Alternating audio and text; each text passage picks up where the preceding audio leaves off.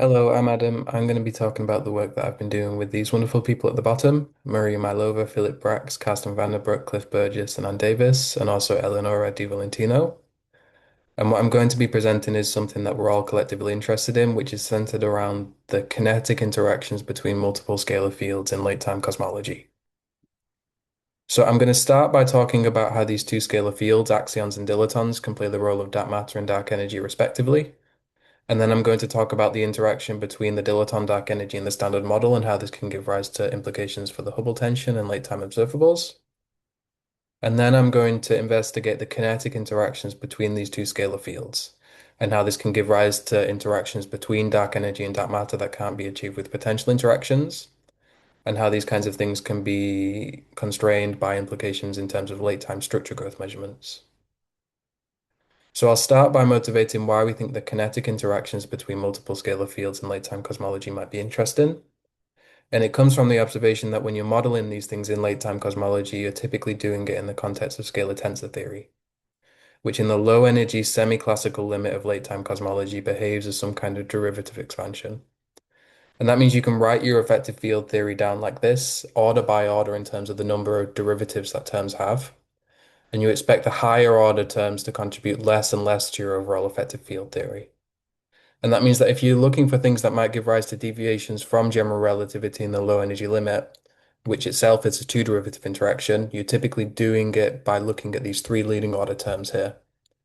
And the first ones are the zero derivative or the potential interactions, labeled by V here. And these kinds of things are quite dangerous when model building and trying to derive interactions from fundamental theory, because you're typically trying to make them small compared to the scale of dark energies today, so they don't completely overwhelm the late-time cosmology. And this is typically done by building symmetries like shift symmetries and scaling symmetries into your theory. And once these kinds of potential interactions are suppressed by these kinds of symmetries, the next best interactions to look for these kinds of deviations are the two derivative interactions. And there are two types. There are the direct interactions between the scalar fields and the Einstein-Hilbert term, parameterized by this W function here. And these types of interactions can always just be removed by changing frame of reference. So from going for the Jordan frame to some Einstein frame. And then when you do this kind of removal of the direct interactions between the scalar fields and gravity, you're left with only one type of two derivative interaction. And those are the kinetic interactions between multiple scalar fields, parameterized by this non-trivial field space metric Gij here. And you can see that these kinds of things depend upon the gradients of scalar fields. So in the solar system, you can have dark sector scalar fields not having large gradients and so being compatible with constraints on modified gravity in the solar system, while time-like gradients associated with the evolution of time of these scalar fields can give rise to large deviations in cosmology. And this is why we think they might be interesting for late-time cosmology. Um, and to do this, we kind of focused on the simplest possible example of these kinds of kinetic interactions that you can have. And those are the interactions between axion-like particles and dilaton scalar fields. These dilatons are chi here, and these axion-like particles are A.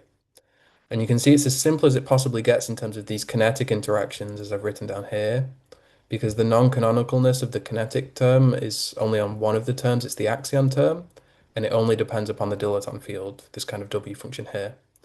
And this can only depend upon the dilaton field due to the axion's periodic shift symmetry protecting it from any kind of axion dependence in here.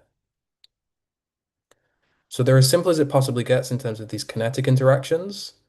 They're also extremely well motivated from the point of view of fundamental theory. And that's because these two specific types of scalar fields arise all the time as the real and imaginary parts of complex scalar fields in complex extra-dimensional UV completions like string theory, where these dilaton fields are playing the role of some kind of volume modulus or some size of extra dimensions, and these axion-like particles come as the imaginary partners of these scalars. And so, given these kinds of fundamental derivations, you have a very generic prediction for how these two scalar fields should couple together by assuming this kind of origin for the scalar fields.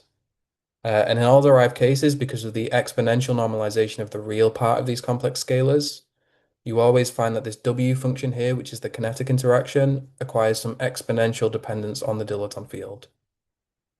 And you can see there's a parameter here, which is the zeta parameter in the argument. And this is controlling basically the curvature of the field space of these two scalar fields, and so the strength of coupling between the axion and the dilaton. So you get a very nice prediction from fundamental theory for what these kinds of scalar fields should be and how they should couple together. They're also extremely well motivated from the point of view of cosmological observables. And that's because these dilaton scalar fields arise in your effective field theory as scalars that are naturally light, meaning they can mediate long-range forces and play the role of dark energy. And that's just because of their exponential scalar potentials. While these axion-like particles that they come coupled to have a wide range of uses in terms of late-time phenomenology, and the most obvious ones being if you give them a large mass and allow them to oscillate around in these kinds of quadratic local minima, they can play the role of dark matter extremely well. So we have these two scalar fields that are extremely well motivated as the two main components of the dark sector.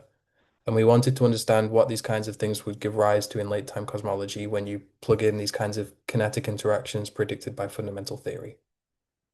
And obviously, when you're considering these models in late-time cosmology, you can't just consider the dark sector in isolation, you have to consider the rest of the standard model particles.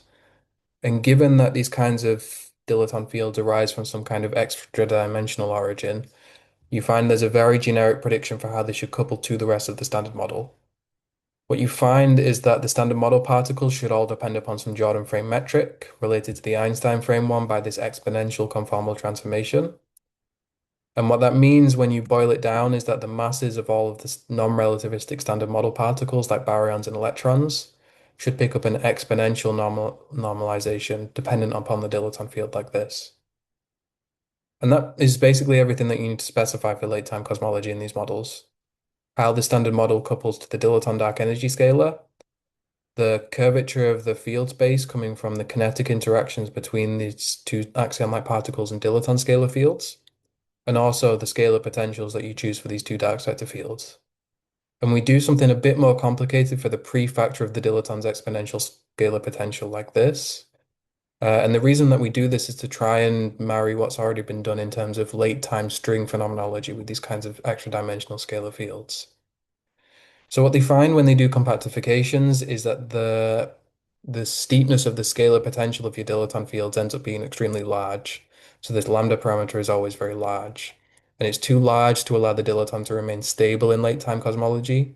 And so in order to avoid destabilizing the whole of late time cosmology and these dilaton fields to run off to infinity, you need some kind of feature in the potential to stop the dilaton or to trap the dilaton from evolving too far.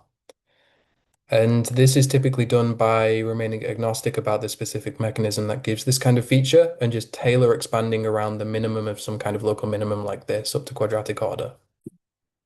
The other thing that needs specifying is how you want to treat these axion-like particles that they couple to in late-time cosmology. And this comes from basically the standard fuzzy dark matter stories for axion-like dark matter. What you do typically is have these kinds of axion-like particles oscillating around in these quadratic potentials with varying steepnesses corresponding to a specific mass scale, and they oscillate around extremely quickly, much faster than the cosmological scale. And so to be able to treat these kinds of things as a dark matter fluid, you typically average over these rapid oscillations. And you do this by superimposing on top of the vacuum expectation value of the axion a rapidly oscillating term like this, where this psi field is describing the amplitude of these oscillations, and these phase factors are describing the oscillations with time. What you do is you substitute this ansatz back into the action for your axiodilaton theory. You average over these rapid oscillations through these exponential phase factors, and then you derive the energy density scaling of these kinds of axion-like particles in late-time cosmology. And what you find is that the energy density of these kinds of scalar fields scales away as 1 over a cubed as a result of these kinds of quadratic potentials, but they're mediated by these time evolution of the effective mass of these axion-like particles, which is coming from the kinetic coupling between the axion and the dilaton evolves with time. So you get these kinds of effective masses which depend upon the kinetic normalization, which is now coupled to the dilaton field. And this allows you to differentiate these kinds of scalars from the standard cold dark matter species and test them against observables. So just before I move on to the next section, I wanted to briefly summarize this. So you have an axion-like particle in these kinds of quadratic potential wells oscillating extremely quickly, with an energy density scaling away as 1 over a cubed. But time deviations coming from the effective mass evolution of your axion-like particle which is now coupled to the dilaton. And these kinds of couplings then back react onto the dilaton dark energy scalar evolution and give rise to deviations from what you would expect in the dark energy sector as well. So what I've tried to do here is illustrate this. So I've written down the dilaton's Klein-Gordon equation and color-coded the different contributions. What you find is that when you stick these kinds of dilatons in these local minima, the potential will try to stabilize it by pushing it to the bottom, while the coupling to the rest of the standard model species like baryons and electrons will push the dilaton towards larger values. While the coupling to the axion dark matter through these kinds of kinetic couplings pushes the dilaton towards smaller values. And so you get these kinds of competing effects in late time cosmology that cause the dilaton to basically be moved around and oscillate in these local minima, compared to the standard single field models, which would typically just have everything coupling to the dilaton like the baryons. And so the dilaton would just be driven out of this local minimum at late times. So the multi-field predictions that you get by considering these kinds of kinetic couplings are very different from the single field models. And now I'll show the observable implications of doing so. First, in terms of the dilaton standard model coupling and how this can give rise to observational deviations in, for example, the Hubble tension. And then what the kinetic interaction between these axion and dilaton dark energy and dark matter species can give rise to. So the first thing to say is that when you're doing full data analysis on these models, for example, with these data sets here, Planck and ACT and DESI and Pantheon Plus, you find that irrespective of the late time data sets that you choose to use, there's always a preference for the dilaton to start further up its exponential scalar potential and then drop down at late times into this kind of local minimum. And this is always the case when you include Planck data. And the reason is because of the effect that this has on the masses of particles at earlier times. What you find is that the masses of particles like electrons and baryons, as I've shown in the top right, start off at larger values and then drop down to their presence at late times, for example, with this dashed blue line, which is these kinds of models here. Uh, and the reason that this is preferred is because it means that the mass of the electron was larger across the recombination surface. And so you play around with the sound horizon, and then this gives rise to an alleviation of the Hubble tension in these models. And this is what I've plotted in the bottom left here. You can see I've plotted the lambda CDM Hubble rate with these data sets here compared to these Axion-dilaton constraints in blue. And you can see that the Hubble rate is pushed up because of this mass driving effect of the varying electron mass, which is a standard mechanism for solving the Hubble tension. And you also have larger error bars associated with adding 3 extra parameters on top of lambda CDM, as you can see with the initial condition, the coupling between the axion and the dilaton through the zeta function, and the coupling to the standard model through this kind of Brans-Dicke scalar G. And this motivates everything that we choose to do because it means that the Hubble tension is reduced below 3 sigma, just below. And it allows us to do a joint fit to Schu's and Planck data in these models when constraining with data sets. The first thing that I want to say about this kind of stuff is that a larger Hubble constant comes hand in hand with a stronger coupling to the standard model, because this would push the standard model particles' masses up further pre-recombination. Um, and as you can see here, I've plotted the degeneracy between the Hubble rate and the Brans-Dicke coupling to the standard model. And you can see that a coupling to the standard model of order 0.1 to 0.2 is preferred when you do and don't include Schu's calibrations. And pushing the Hubble rate up comes hand in hand with this larger value of the coupling constant. And this is quite bad for solar system physics, for example, because these kinds of standard model couplings in the local solar system are constrained to less than 10 to the minus 3. So it's telling you that cosmology is not agreeing with local constraints in the solar systems in these models, unless these models are screened by some kind of local screening mechanism. The other thing is what's happening between the dilaton and the axion in late time cosmology. What you find is that the dilaton can play the role of dark energy extremely well at late times, settling down to some kind of constant energy density, as you can see here in the orange line. And in the earlier universe, the dilaton enters into some kind of tracker solutions, following the dominant component in the cosmology. While in these intermediate regimes, you can clearly see there's some kinds of deviations happening with the dark energy sector before the dark energy is supposed to dominate. And this is happening when the axion dark matter is the dominant component in the cosmology, as you can see from the blue line here. And this will drive the dilaton back up its exponential scalar potential due to the kinetic coupling. And then at late times, the dilaton will drop back down once the dark matter is decayed away enough. And this gives rise to these kinds of transient bumps in dark energy of the dark energy scalar. And these kinds of bumps will basically inject an additional component of dark energy during matter domination and accelerate the universe. And this can be seen, for example, in terms of structure growth measurements. For example, as I've plotted here on the right, F sigma 8. You can see on the left that as you increase the coupling strength between the dilaton and the axion more and more, the dilaton gets drawn further and further up its exponential scalar potential and then drops back down at late times, giving rise to larger and larger oscillations in the amplitude of dark energy. And this gives rise to larger and larger oscillations in the amplitude of structure growth. So on the right, I've plotted the lambda CDM best fit in black of F sigma 8, which is a direct observable of redshift space distortion measurements. And then I've plotted increasing coupling strengths between the dilaton and the axion. And you can see with increasing coupling strengths, the dilaton gets driven more and more, and you get larger and larger oscillations in the amplitude of these kinds of parameters, which can fit these data points, for example, very differently compared to lambda CDM. The other main deviation is in terms of the angular and matter power spectra of the CMB.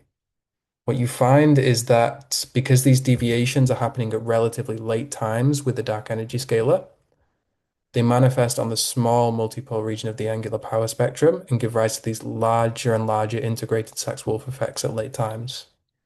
And these kinds of things can very easily be constrained with CMB data. For example, this red line, which is zeta is 0.3, is completely ruled out, while the orange line is within the cosmic variance and so can be allowed by this kind of stuff. And this is exactly what you find when you do full data analysis on these models. You find that zeta can be non-zero clearly. The sign doesn't matter, but the maximum and magnitude of the parameter is around 0.1, which is constrained by the CMB data to be smaller than this kind of tail here.